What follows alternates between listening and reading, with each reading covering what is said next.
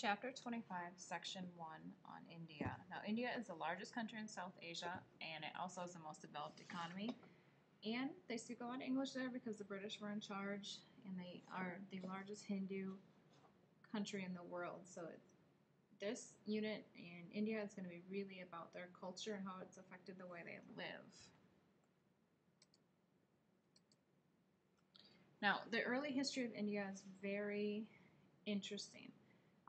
Their civilization is one of the oldest in the world. It began in the Indus Valley of Pakistan in 2500 BC. Now, the Aryans from the north invaded. They tended to be very light-skinned people and a little bit taller people. And they came in and they established kingdoms in that Ganges plain, which is right south of the Himalayan mountains. And when they came in, it wasn't just all pleasant. They ended up taking over and kind of pushing the people who already lived there, the Dravidians, and they pushed them into the south. Today, in India, you can even see this difference in their genetic heritage. People in the north tend to be lighter skinned, and people in the south tend to be shorter with darker skin. Later on throughout time, India saw other invasions from the Persians, the Greeks came through. Alexander the Great's people came through and had a really big battle in this area. And their history has had a lot of different influences.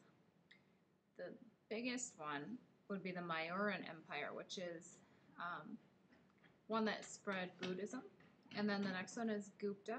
And then we have Muslims.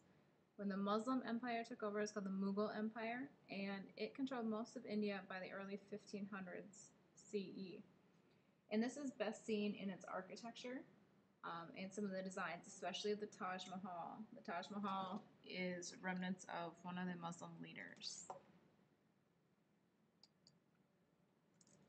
Now, the Europeans arrived in the 1500s, right at the time when that Muslim empire was falling apart.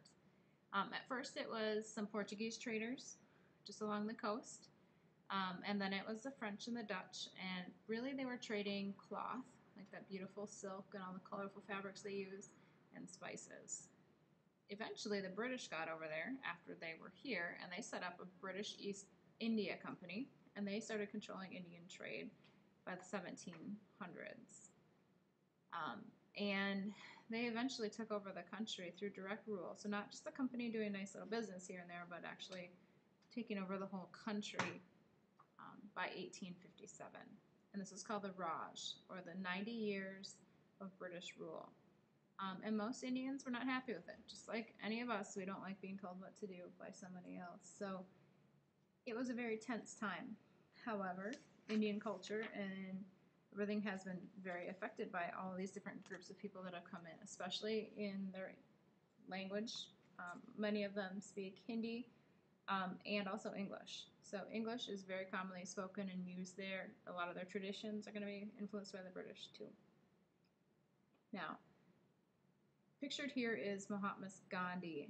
He was their nonviolence resistant leader. He was the guy who really fought for their independence. There's a movie on him called Gandhi. It's 3 hours long. If you want to watch that for extra credit and write up something for me, go for it. In world history, we'll spend a lot more time on him. But basically, Gandhi was an Indian guy from a pretty affluent family who went to Great Britain, or the UK, for college, and he became a lawyer. And he had a good time in England with the Indian community there, becoming a lawyer. And then he decided to go to South Africa to become a lawyer and practice there. However, in Africa, like we talked before, South Africa's apartheid, he wasn't treated very well. He kind of got kicked off the train even though he was wearing a really nice suit and tie and had a good job. They treated him like a second-class citizen. So he started doing some of this nonviolence resistance there. And then he ended up going home to India and was just shocked to find how poorly he was treated in his own country. And so he started to rebel in quiet little ways. One of the ways here is, like in this picture, you see him wearing just plain cotton clothing. And he started this homespun movement where they made their own fabric. They wouldn't buy the British-made fabric.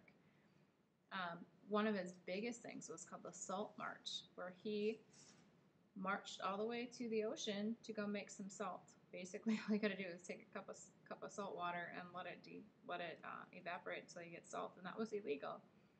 It's kind of silly, but they arrested him and threw him in jail, which sends a big message to the world that, hey, maybe something's wrong here.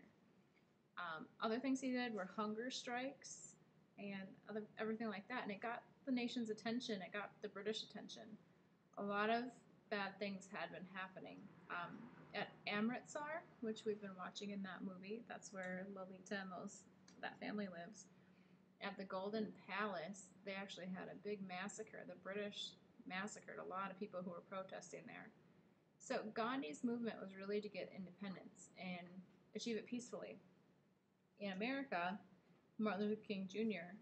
took a lot of his ideas from Gandhi and the way Gandhi was able to achieve and help achieve independence and rights for his people. And Nelson Mandela in South Africa takes a lot from Gandhi. So Gandhi is a critical figure in the fight for independence and the use of satyagraha, or like nonviolent resistance. Well, eventually it worked, and India gained independence from Great Britain in 1947. Great, except now you have Hindus and Muslims fighting each other for control of the country. The Muslims were kind of in control before the British got there. The Hindus are the majority, and it was just chaos. Gandhi did his best to get everybody on the same page and come together, but it wasn't working.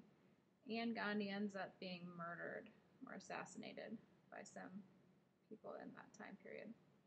Eventually, the British helped split them up. They basically said, okay, all Muslims, you're going to move to this new country called Pakistan.